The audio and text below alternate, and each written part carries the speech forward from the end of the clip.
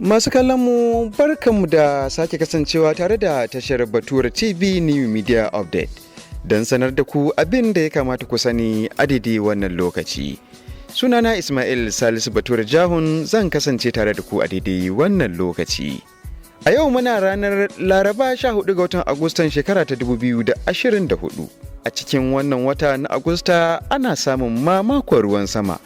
Musamman a wasu daga cikin jihohin arewacin ƙasar nan, lamarin da ya janyo ake samun ambaliya da asarar rayuka da ma asarar ɗimbin dukiyoyi. A yau za mu duba na tsanaki akan batun da ya shafi samun ambaliya da ma ta'adin da ambaliyar ruwan kan yi wa al'umma. A yankinku, yawan ruwan saman da ake samu me ya haifar a garinku? Za ku iya sanar da mu irin barnar da ruwan ya muku a comment section na wannan shafi namu. Hakan zai ba mu dama domin bibiya mu kuma tattauna da masu ruwa da tsaki domin kawo muku ɗauki cikin gaggawa. A cikin makon da muka yi bankwana da shi, an sami matsala ta kifewar kwale-kwale ɗauke da mutane da dama a jihar Sokoto, wadda waɗannan mutane da lamarin ya shafa suna kan hanyarsu ta zuwa gonakinsu na shinkafa, abin da ya haifar da zaman jimami a garin Ɗinɗaye da ke jihar Sokoto, wadda kawo yanzu da nake baku wannan rahoto an ceto sama da mutum 19, yayin da aka samu asarar rayuka na sama da mutane 16. Zancen da nake da ku masu linƙaya da masu kamun kifi na nan na faman iyo a cikin ruwa domin ceto sauran waɗanda suka rage. Amma bayanai da ke ishe mu na nuni da cewar wannan kwale-kwale ya ɗauki ninkin adadin da ya kamata ya ɗauka a cikin kwale-kwalen, lamarin da ya janyo bayan da yake tsaka da tafiya a cikin ruwa ya kife. A jihar Jigawa ma a makonnin da suka wuce an samu makamancin wannan ibtila'i yayin da kwale-kwale kife da sama da mutane 15. Mun leƙa jihar Jigawa domin ganewa idanunmu abin da ya faru dangane da ambaliyar ruwa a wasu ƙananan hukumomi a jihar ta Jigawa, lamarin da ya janyo samun asarar rayuka da ɗimbin dukiyoyin al'umma. Duk shekara dai akan sami ibtila'in ambaliyar ruwa, musamman wanda yake tahowa daga kogi a jihar ta Jigawa. Sai dai a wannan karan ba ambaliyar ruwan kogi ce ta ke damun al'ummar jihar Jigawa ba. Mamakon ruwan sama ne yake sauka a garuruwa daban-daban, wadda tun daga farkon watan Agusta kawo wannan rana da muke magana da ku ba a taɓa tsallake kwana 2 ba tare da an yi ruwa mai yawan gaske ba. Lamarin da ya sa a yanzu haka ake samun asarar rayuka kamar yadda na gaya muku.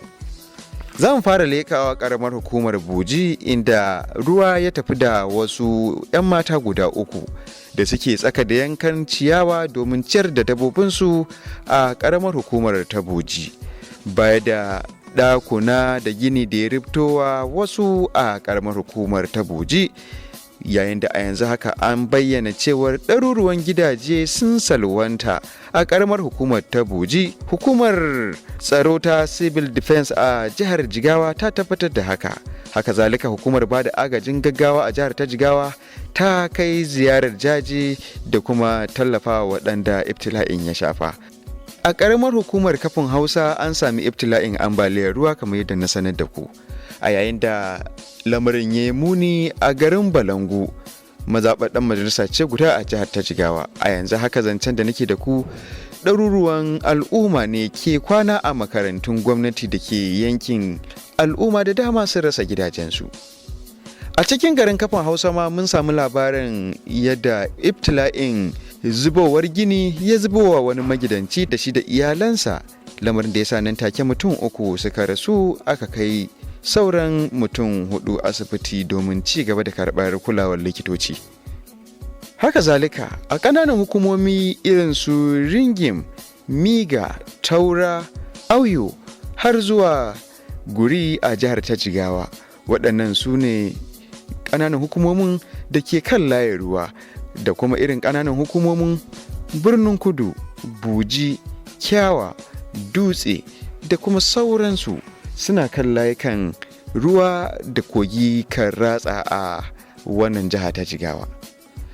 Kai tsaye a ɗakinmu na yaɗa shirye-shirye ta wayar salula muna tare da mai baiwa gwamna shawara na musamman akan harkokin ambaliya a jihar Jigawa, Honorable Hamza Muhammad Hadeja, wadda a daidai wani lokaci za mu tattauna tare da shi akan batun da ya shafi ibtila'in ambaliyar ruwa da ke faruwa a jihar Jigawa. Honorable Hamza Muhammad Hadeja, kai ne mai baiwa gwamna shawara na musamman akan harkokin ambaliya. Muna tare da kai a daidai wannan lokaci, za kuma mu so mu ji irin yunkurin da gwamnatin jihar Jigawa ke yi don kawo ƙarshen matsalar ambaliya. Domin a tabbatar an samu musu magudanar ruwa, an samu kyakkyawan connectivity na drainage system ta yadda in an samu ruwan sama to ruwan zai bi wannan magudanar ruwan ya tafi, kuma an samar da baro pit a wajen garuruka inda ruwan zai zauna ya lojin a wannan wurin. Ka ce kun samar da injinan zuke ruwa sama da guda 60. Shin kamar ina da ina kuka kai wannan injinan? A yanzu haka muna da inji a garin Hadeja, muna da inji a Jawo, muna da inji a Aujara, muna da inji a Ringim, muna da inji a Bulangu, muna da inji a Gantsa. Duka waɗannan strategic wurare ne da mun riga mun kai injina, kuma a yanzu a ci gaba muke da kaiwa injina. Duk wuraren da muka ga akwai wata damuwa ko tunanin barazanar ruwan in ya taru zai iya haifar da matsala, to mukan yi deploying din wannan water pump din.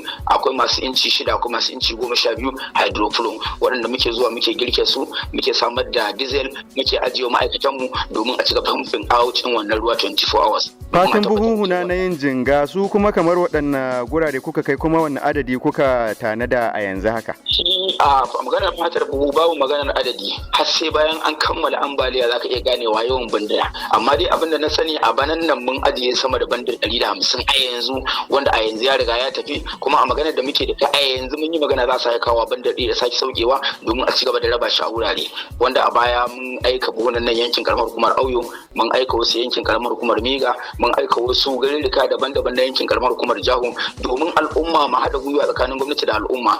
Wurin da mashin zai iya shiga da ya jibanci excavator daga tafila, muna nan muna cikin gudanar da jinga domin ga cewa duk wani wuri da ruwa zai iya fita mun tokare shi. An yi jinga domin a samu kyakkyawar protection dike ta yadda ruwan ba zai karya ya zo illatar da gonaki ko settlement ba. Wanda irin wannan ayyukan mun gudanar da shi a yankin Dabi, mun gudanar da irin wannan aikin a yankin Harbo, mun gudanar da irin wannan aikin a yankin Gunka da kuma sauran sassa da suke da irin wannan barazana, wanda a yanzu ma shi na ba su iya shiga su gudanar da aiki ba. So gwamnati ta tsaye take wajen yin wannan ayyuka domin a ci gaba tallafa al'umma. Yanzu haka kun zagaya irin waɗannan ƙananan hukumomi don ganin yanayin da ake ciki? Ai kwamiti muke da shi har kashi 3. Akwai kuma wato a proactive shima team, wanda shi kuma aikinsa shi kuma lokacin da abu ya faru wanda yake ɗayan sai shine a je a duba a ga extent na damage na wanda aka samu sakamakon ruwan sama, imma rushewar gida ko kuma ya shiga gida ya hana mutane su gurne, a ga ya za a kwashe wannan mutanen a kai su wani wuri da ake cewa safer ground domin a ci kamfen ɗinsu a ci gaba da tallafa musu da abubuwan da yake na yau da kullum da ya jibanci abinci, kayan ruwa, gidan sauro,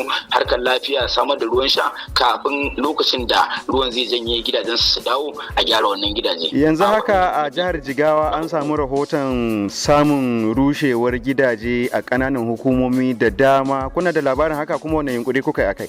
Sosai kuwa, domin har yanzu ana ci gaba da ɗaukan alƙalama karamar hukuma zuwa karamar hukuma, community bayan community. Muna da jami'ai wanda suke karshen hukumar ba da agajin gaggawa ta jiha, wanda kwamiti ne shi ma mai zaman kansa, wanda suke kewa dukkanin settlement din da yake karamar hukuma.